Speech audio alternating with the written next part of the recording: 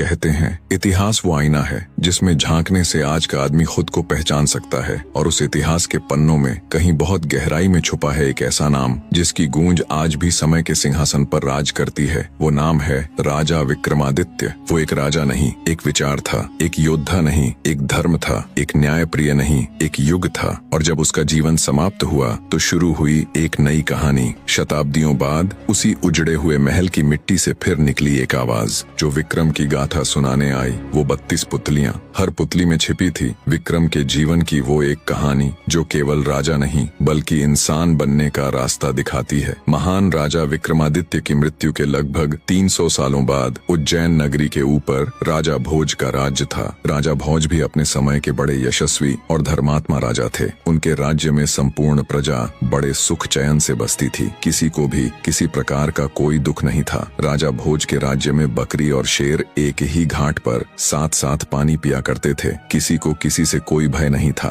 उनके राज्य में चहुं और सुख शांति थी। किसी प्रकार की कोई कमी नहीं थी। राजा भोज एक आकर्षक छवि वाले गुणी व्यक्ति थे। वे इतने सुंदर थे कि कोई भी स्त्री उन्हें एक बार देख ले तो क्या मजाल कि वो मरते दम तक भी उन्हें भुला सके। उनकी सभा इतनी भव्य होती थी कि स्वयं इंद्रदेव भी उनसे ईर्ष्या करते थे। राजा भोज के दरबार के आगे इंद्र का दरबार भी फीका नजर आता था। राजा भोज की नगरी में सब कुशल मंगल से चल रहा था, पर एक दिन जब राजा भोज के हरकारे उनके किसी काम से जा रहे थे तो उन्होंने एक अजीब दृश्य देखा कि एक साधारण सा चरवाहा बीच खेतों के एक मचान पर चढ़ा हुआ है और चिल्ला चिल्ला कर राजा भोज के बारे में उल्टा सीधा कह रहा है। राजा भोज को पकड़कर मेरे पास लाओ, उसे सजा दिलवाओ और मेरा राज्य मुझे दे दो। एक चरवाहे के मुख से अपने राजा के लिए ऐसी बातें सुन हरकारों को बहुत गुस्सा आया। उन्होंने उस चरवाहे को पकड़कर नीचे उतारा और बोले, क्या बक रहा है तू? अगर राजा महाराज को तेरी इस हरकत का पता चलेगा तो वो तुझे तोप के मुंह पर बिठाकर उड़ा देंगे। हरकारों की बात सुन चरवाहा गिड़गिड़ाते हुए माफी मांगने लगा। मचान से उतरते ही एकदम से उसका व्यवहार बदल गया, जैसे उसे कुछ पता ही ना हो। उसे गिड़गिड़ाते देख हरकारों को उस पर दया आ गई। उन्होंने चरवाहे को छोड़ दिया और वहां से चले गए। अगले दिन जब वे फिर वहां से गुजरे तो उन्होंने फिर वही सब देखा और सुना। चरवाहा फिर से मचान पर चढ़ा, राजा भोज के बारे में उल्टा सीधा बोल रहा था। आसपास पूछने पर पता चला वो खेत किसी कुम्हारिन का था। जब भी वो अपने खेत में कोई फसल उगाती तो पूरे खेत में बहुत अच्छी फसल होती, पर उस मचान वाली जगह पर एक पौधा तक नहीं उगता था। आखिर कुम्हारिन ने उस जगह पर एक ऊंचा सा मचान बनवा दिया ताकि इसके ऊपर चढ़कर खेत की रखवाली की जा सके। चरवाहे के बारे में पूछा तो पता चला कि वो एक साधारण सा चरवाहा है, पर पता नहीं क्यों जब भी वो इस मचान यानी चबूतरे पर चढ़ता है तो इसी प्रकार की बातें करता है और नीचे उतरते ही उसका व्यवहार बिल्कुल सामान्य हो जाता है। ये सब जानने के बाद राजा भोज के हरकारों को बड़ा अजीब लगा। उन्होंने राजमहल जाकर ये सारा किस्सा ज्यों का त्यों राजा के सामने कह सुनाया। सारी बात सुन राजा भोज को भी बड़ा अचरज हुआ। हमारे राज्य में तो सब लोग सुख शांति के साथ रहते हैं, फिर वो चरवाह ऐसी हरकत क्यों कर रहा है? जरूर इसके पीछे कोई तो बात है। हरकारे बोले, महाराज हमें तो लगता है उस मचान में ही कोई गड़बड़ है, क्योंकि जब भी वो चरवाहा उस पर चढ़ता है तो ऐसी बातें करता है, लेकिन जैसे ही वह नीचे उतरता है फिर से साधारण मनुष्य बन जाता है। सब जानने के बाद आश्चर्य के साथ राजा भोज बोले, अगर ऐसा है तो तुम मुझे तुरंत वहाँ ले चलो, मैं अपनी आंखों से ये सब देखना चाहता हूँ। राजा भोज ने अपने सैनिकों और दूतों को साथ लिया और कुछ ही समय में उस रहस्यमयी चबूतरे के पास जा पहुँचे और उससे थोड़ी दूरी पर छिपकर खड़े हो गए ताकि वह सब कुछ अपनी आंखों से देख और सुन सके। तभी वह आदमी फिर से चबूतरे पर चढ़ा और चढ़ते ही जोर से कहने लगा, लोगों जाओ जल्दी से राजा भोज को पकड़कर मेरे सामने लाओ, उसे मार डालो ताकि मैं उसका राज अपने हाथ में ले सकूं। ये सुनते ही राजा भोज गुस्से और हैरानी के मिश्रित भावों से भर जाते हैं, पर वे बिना कुछ कहे चुपचाप अपने हरकारों के साथ वापस महल लौट जाते हैं। पूरी रात उनके दिमाग में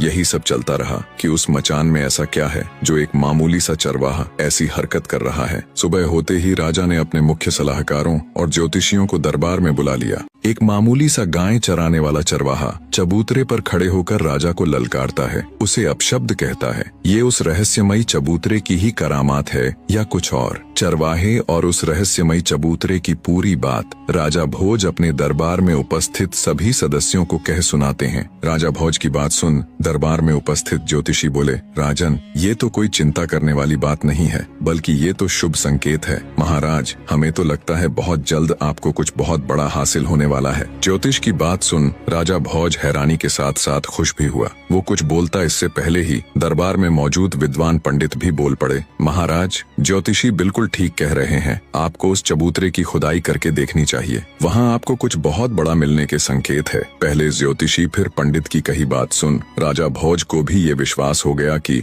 हो न हो उस रहस्यमयी चबूतरे के नीचे कुछ तो जरूर है। अवश्य ही वहाँ खुदाई करवाकर देखनी चाहिए। राजा ने तुरंत अपने राज्य के सभी बेलदारों को वहाँ जाकर खुदाई करने के निर्देश दिए और खुद भी अपने मुख्य सलाहकारों के साथ बड़ी दिलचस्पी लेकर उस चबूतरे के पास पहुँच गया। खुदाई करते करते जब मजदूरों ने मचान वाली जगह को अंदर तक गहरा खोद दिया, तब एक सोने का पाया नजर आया। सोने के पाए को देख राजा भोज की आंखें चमक उठीं। उसने मजदूरों को सख्त हिदायत दी कि अब आगे की खुदाई बड़े ध्यान से की जाए। शीघ्र ही धरती के अंदर मौजूद उस सिंहासन के चारों पाए नजर आने लगे। राजा सहित वहाँ मौजूद सभी हैरान थे। खुदाई पूरी हुई तो जमीन के अंदर दबा हुआ एक विशालकाय सिंहासन बाहर निकला। राजा के हुक्म पर मजदूरों ने बड़े ध्यान से सिंहासन को बाहर निकाला। बाहर आने पर जब राजा भोज ने उसे देखा तो वो मंत्र मुग्ध सा हो गया। ऐसा कुछ उसने आज से पहले कभी नहीं देखा था। वो विशालकाय सिंहासन जो धूल मिट्टी में सने होने के बावजूद भी अपनी अलग ही छठा बिखेर रहा था। अचंभित से राजा भोज ने मजदूरों को कहकर उस दिव्य सिंहासन को अपने राजमहल में रखवा दिया।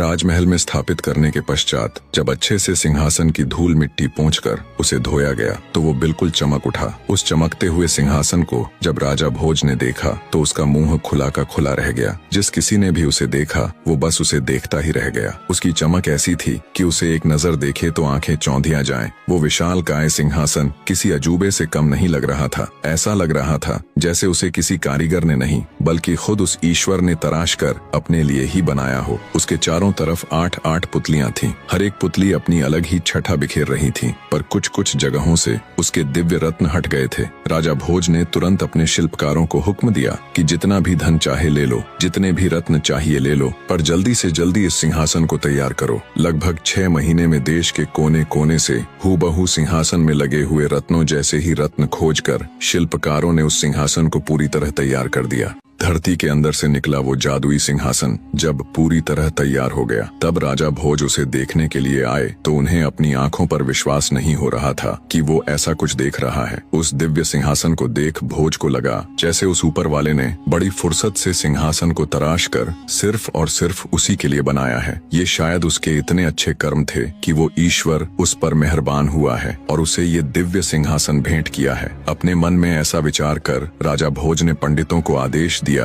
कि एक शुभ मुहूर्त और उत्तम तिथि निश्चित करें ताकि वह स्वयं उस दिव्य सिंहासन पर बैठ सके। यह सुनकर पंडितों ने विचार विमर्श करके कार्तिक महीने में एक अत्यंत शुभ दिन और लग्न तय किया। वह तिथि हर प्रकार से उत्तम थी। पंडितों ने कहा, हे राजन, उस दिन आप सिंहासन पर विराजमान हो सकते हैं। समय अपनी गति के साथ बीता और आखिर वो शुभ दिन भी आ ही गया जब भोज को उस दिव्य सिंहासन पर विराजमान होना था। राजा भोज ने इस शुभ दिन को बहुत बड़ा बनाने की सोची। वो इस दिन किसी प्रकार की कोई भी कमी नहीं छोड़ना चाहता था। उसने अपने राज्य के सभी छोटे बड़े राजा, विद्वान पंडित, जादू टोने के जानकार, दूर दराज के प्रतिष्ठित व्यक्ति सभी को निमंत्रण भेजा। स्वयं राजा ने स्नान किया और उत्तम वस्त्र धारण किए। वेद पाठी पंडित वेदों का उच्चारण करने लगे, गंधर्व मधुर गीत गाने लगे, भाट राजा की वीरता और यश का बखान करने लगे और विविध प्रकार के वाद्य यंत्र बजने लगे। पूरे महल में आनंद उत्सव की लहर फैल गई। जो भी अतिथि आए थे उनका भव्य स्वागत हुआ। ब्राह्मणों को गांव दान में दिए गए, युवाओं को स्वादिष्ट भोजन और जो कुछ उन्होंने मांगा वह प्रदान किया गया। गरीब लोगों को वस्त्र भेंट किए गए, आम जनता को इनाम और भेंट दी गई। सारा नगर दान दक्षिणा और नेकी से भर गया। शाही सेना को विशेष भोजन और इनाम मिले। राजा के अपने खास सेवकों को अलग अलग प्रकार की कृपा और नवाजिशें दी गईं। संक्षेप में कहें तो जो भी लोग उस सभा में उपस्थित थे वे सब जय जयकार कर रहे थे। नगर के छोटे बच्चे से लेकर बूढ़े तक, गरीब से लेकर अमीर तक सब राजा भोज की कृपाओं से खुशी से झूम रहे थे। सभा के बीचों बीच वह दिव्य सिंहासन स्थापित था। राजा भोज अत्यंत प्रसन्न मन से भगवान श्री गणेश का स्मरण करते हुए सिंहासन के पास जाकर खड़े हो गए। जैसे ही राजा ने सिंहासन पर चढ़ने के लिए अपना दाहिना पैर बढ़ाया, तभी सभी पुतलियां खिलखिलाकर हंस पड़ीं। सिंहासन में लगी निर्जीव पुतलियां हंसी। ये किसी अचंभे से कम नहीं था। कुछ समय पहले जहां नाच गाना राग रंग हो रहा था, वहां एकदम से घोर सन्नाटा पसर गया। सबके मुंह भारी आश्चर्य से खुले के खुले रह गए। किसी को भी समझ नहीं आया कि ये हुआ तो आखिर हुआ क्या। राजा भोज भी एकदम सन्न पड़ गए, मानो पत्थर के बने हों। उनका मुंह पीला पड़ गया और गला एकदम सूख गया। घबराहट और शर्मिंदगी के मिश्रित भावों ने उन्हें घेर लिया। उनके आश्चर्य की सीमा नहीं थी। मारे शर्म और भय के राजा भोज तो जैसे धरती में घुसे जा रहे थे। आगे बढ़ाया हुआ अपना दाहिना पैर उन्होंने तुरंत पीछे खींच लिया। बिना सांस मांस की पुतली जब खिलखिलाकर